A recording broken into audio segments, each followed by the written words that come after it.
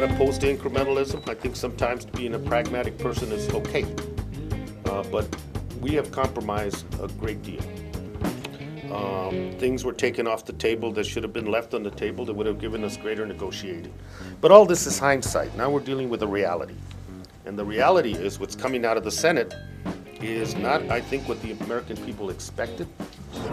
We have a real phalanx coming at us as Americans from the paid media to sandbag us all into believing this is the best we can do. And that's just not true. It's just not true. It's as if Saddam has weapons of mass destruction. If you say it often enough, people will give up.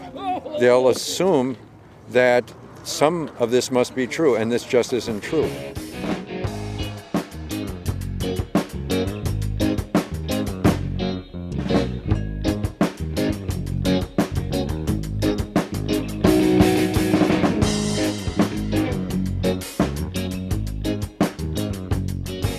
The public option is gone. Any public option is gone. The money will go to big pharma, the money will go to the insurance companies, hospital associations will be protected, and people will have an individual mandate to pay money every year for insurance that they, in their hearts, feel they do not need. And many of them can't afford. Exactly. Yeah. So this is all backwards. Who wants to be on the wrong side of this? We don't want to be on the wrong side of it, but we can't possibly tolerate this. This is another giveaway. It's gone on for decades, and we're right into it again. It's the corporations running the show. It's the same old we've all gotten used to, and we're sick and tired of it. The plan is to do a number of things. We're going to start out with a little bit of singing and a little bit of congratulations on supporting H.R. 676, and then we're going to cut to the chase after that. And part of the plan is that we've made 82 candy spines, which we'll give to Grijalva and ask him to take along with him to give out to each member of the Progressive Caucus. And there are some cards attached with the same message. You know, this is what you guys need to get some real health reform going. I will make sure that we will get those distributed to the offices. We'll ship them out tomorrow and then have our office in DC make sure they drop it off at each one. I have to leave the caveat in that if some miraculous process occurs out of conference, but when with the Senate being tied to 60 votes, do or die, it kind of makes it you're throwing the control of the future of millions of people. You're throwing the special interest a huge bone in this bill. And you're doing it at the behest of 4 senators, primarily.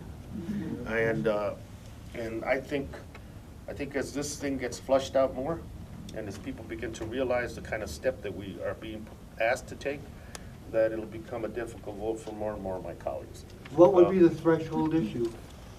Robust public option. Can you define robust public option? Yeah, the way it came out of the House. The way it came out of the House. And if we could go back to Medicare plus 5, that's where I would like to be. But that's the definition. And truly run by the government. Well, it has to be a public plan. The exchange is basically you're subsidizing private insurance just with the exchanges that have been set up. Yep. How are the tens of millions of people who don't have health insurance today because they can't afford it, how are they going to be included? Because they're certainly not going to be able to pay the new rates any more than they were able to pay the old ones. Even with the supplements. Even with the subsidy? Yeah, subsidy. Okay.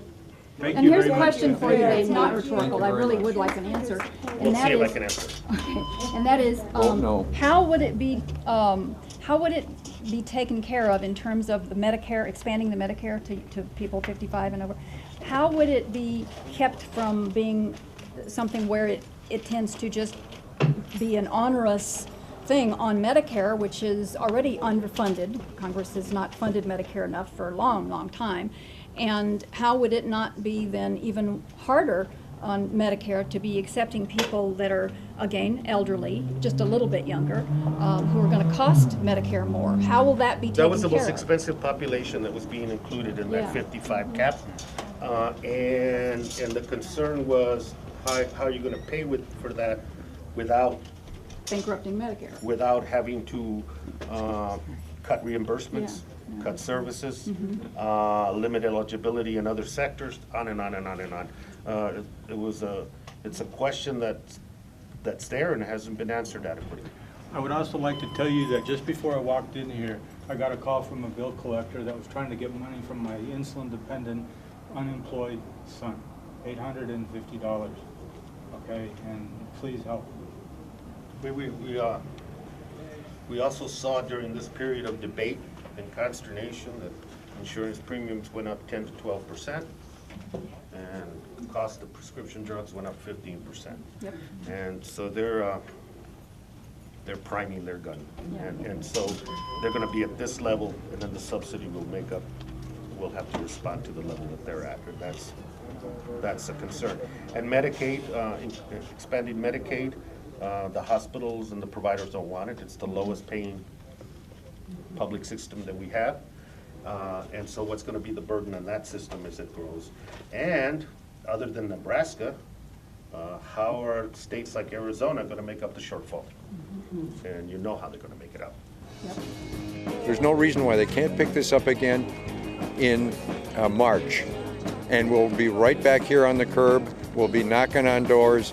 We'll be at our members of Congress doorstep. They can't ignore us. And there will be hell to pay in November 2010 if this continues. And there's a yes vote on this mess.